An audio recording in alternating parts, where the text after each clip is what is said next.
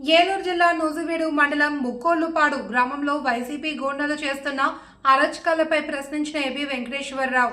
కూటమి ప్రభుత్వం అధికారంలో ఉన్నప్పటికీ వైసీపీ గూండాలు చేస్తున్న అరాచకాలను అరికట్టలేరా అంటూ పోలీసులను ప్రశ్నించిన ఏబీ వెంకటేశ్వరరావు. ముక్కోళ్లుపాడు గ్రామంలో నిబంధనలకు విరుద్ధంగా డ్వాక్రా మహిళా సంఘాల బుక్లను తొలగించేందుకు ప్రయత్నాలు చేసిన గ్రామ ఉప సర్పంచ్ కలగర శివసాయి, టీడీపీ కార్యకర్తలు, నాయకులు మహిళలపై దాడులకు తెగబడుతున్న శివసాయిపై నూజివీడు రూరల్ పట్టణ పోలీస్ స్టేషన్లలో ఫిర్యాదు చేసినప్పటికీ ఎందుకు చర్యలు తీసుకోలేదు అని ప్రశ్నించిన ఏబీ వెంకటేశ్వరరావు.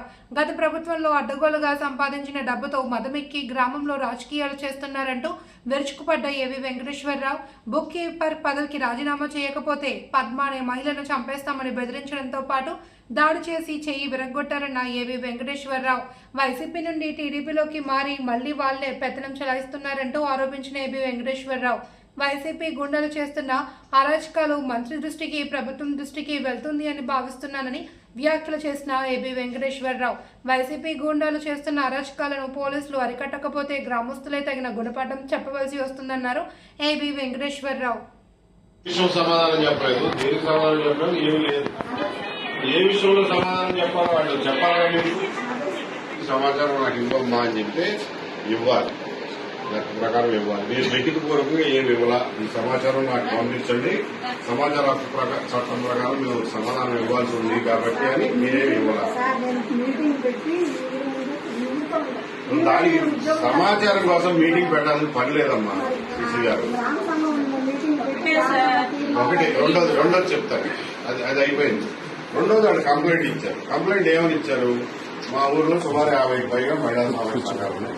మా గ్రామానికి బుక్ కీపర్గా పనిచేస్తున్న బత్తుల గౌరవ గారు ఇప్పటివరకు ఎన్ని సంఘాలు, ఎన్ని రుణాలు, మందులు ఏ వృత్తి సత్రంలో బుక్ కీపర్ చేయాల్సింది. ఇది సేమ్ దీనిదే జిరాక్స్ కాపీ ఇచ్చిందే చదివే. అదే దీనిదే కాపీ నాకు ఇచ్చింది. అదే ఏ అడిగారు? అసలు ఇవన్నీ మీ పుస్తకాల్లోనే ఉంటాయి, వెలుగు ఆఫీసులోనే ఉండాలి. ఈ వివరాలన్నీ ఎవరెంత రుణాలు తీసుకున్నారో ఇలా పేర్లు ఇవన్నీ వెలుగు ఆఫీసులో ఉండాలి. లేకపోతే ఈ కాగితం వాళ్ళకి ఇచ్చి అమ్మ దీని ప్రకారం నాకు ఆ సమాచారం అంతా ఇవ్వమంటే రాసిస్తుంది. ఇయర్ టు ఇయర్ అడగలా పాత లోన్ల గురించి అడగలా ఎక్కడ. ఇప్పుడు లోన్లు ఎవరెవరు తీసుకున్నారు, ఎవరెవరు కడుతున్నారు, ఎవరు కడతలేదు అని వివరాలు అడిగారు. ఈ కాగితం కాపీ ఇస్తే ఇచ్చేది కదా వివరాలు. ఎక్కడ దీని కాపీ లేదా ఆమె దగ్గర? మేడం అంట ఆమె ఈ రూమ్ లో పిలిపించి నీకు ఈవో బుక్స్ ఇక్కడ పెట్టి వెళ్ళాలన్నారు. ఎందుకు మేడం అన్నసరికి లేదమ్మా ఈ బుక్స్ ఇక్కడే పెట్టి వెళ్ళాలంటే నేనైతే పెట్టను. ఈ గ్రామ సమ్మె ఈ వైసీపీ గూండాలు పార్టీ మారి మళ్ళా అదే ప్రజల్ని కాల్చుకు తినే పరిస్థితి వస్తుంది అనంటే ఇక దీన్ని సహించే పరిస్థితి లేదు. ప్రభుత్వం, దీనికి సంబంధించిన అధికారులు, సంబంధించిన ప్రజాప్రతినిధులు తగిన చర్యలు తీసుకుంటారా? తీసుకోండి. లేకపోతే ఈ వైసీపీ గూండాల మీద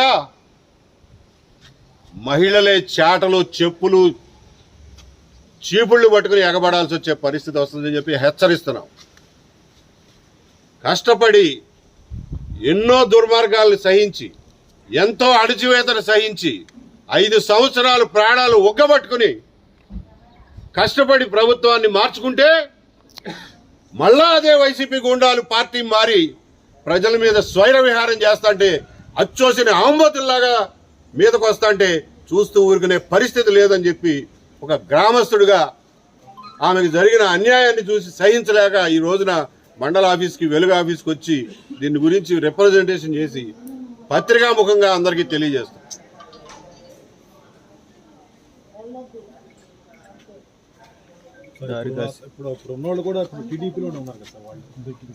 పార్టీ మారినంత మాత్రాన ఆంబోతులేమి ఆవులైపోవు. అదే పార్టీ మారి అంతకు ముందు సంపాదించినటువంటి వైసీపీ ప్రభుత్వంలో అక్రమంగా సంపాదించిన డబ్బుల మదంతో ఇదంతా చేస్తున్నారు. వాళ్ళకి పని పాట లేదు. తెల్లారితే బ్రోకరిజం, తెల్లారితే పైరవీలు, తెల్లారితే డబ్బు సంపాదన, అంతకు మించి ఏ పని లేదు వాళ్ళకి.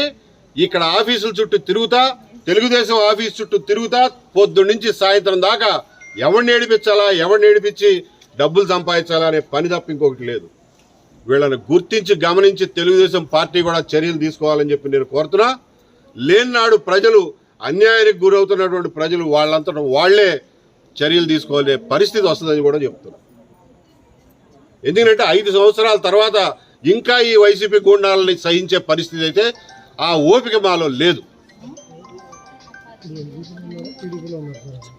ఇప్పుడు చెప్పారు కదా, వైసీపీ గూండాలు పార్టీ మరి టీడీపీలోకి వచ్చారు.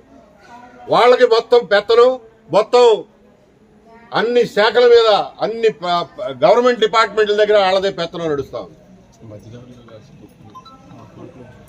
ఇది అయిపోయిన తర్వాత ఒక మహిళ మీద ఏ మాత్రం భయం గాని సిగ్గు గాని లేకుండా ఆమెను దారి కాసి పుస్తకాలు లాక్కోవడానికి ప్రయత్నం చేశారు.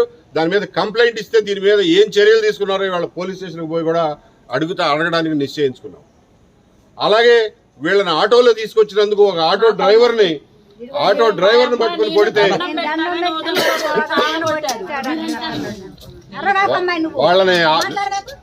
వాళ్ళని ఎలుగు ఆఫీస్కి తీసుకెళ్ళడానికి నువ్వేడోరా అని చెప్పి పట్టుకుని కొడితే ఎమ్మెల్సీ కేసు అయితే ఇవాళ వరకు కేసు పెట్టిన దిక్కులేదు, దాని మీద చర్యలు తీసుకున్న దిక్కులేదు. వీటన్నిటి మీద కూడా పోలీస్ డిపార్ట్మెంట్ కూడా ఇవాళ వెళ్ళి వాళ్ళ కేసుల పరిస్థితి ఏంటి అనేది అడగడానికి కూడా వెళ్తున్నాం. ఈ వెలుగు ఆఫీసులో జరిగినటువంటి ఒత్తిళ్లు, ఎవరి ఒత్తిడి వల్ల ఒక బుక్ కీపర్ని అన్యాయంగా తీసేయడానికి ప్రయత్నం చేశారో వాళ్లే సమాధానం చెప్పాలి.